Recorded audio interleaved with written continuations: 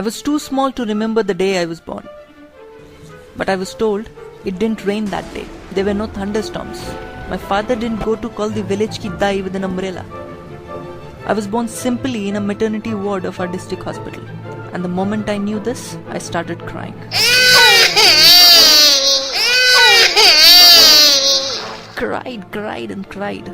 Cried so much that Brahma appeared and asked, "What's the matter, son?"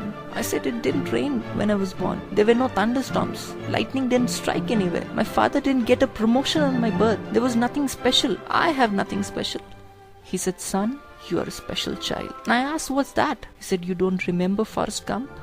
Tom Hanks, 6 Oscars? Well, I'll see that, but I don't seem to be great." Brahma said, "Son, you are an exception."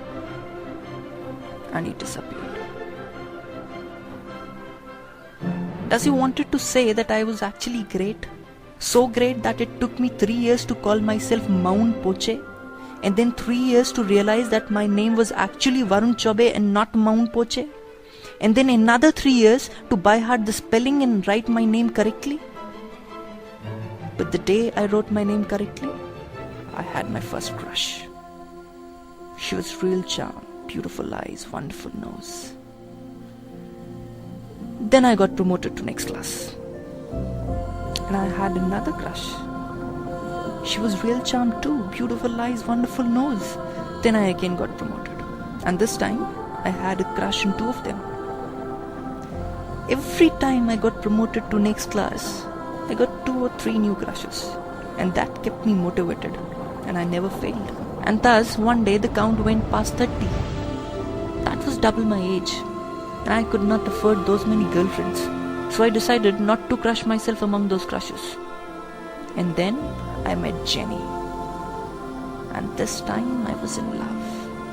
She was real charm, beautiful eyes, wonderful nose. I can't tell you how much I was in love with her. But the problem was, she was in love with Jimmy. And Jimmy was the smartest dog I have ever seen. A Pomeranian with beautiful hair. And she loved him because of his hair. She loved to shampoo those hair. She loved to towel them too. She loved to caress them. She loved Jimmy because he was so hairy, and I was almost a bald, patted moron. So I went on exile to grow my hair, just like Jimmy.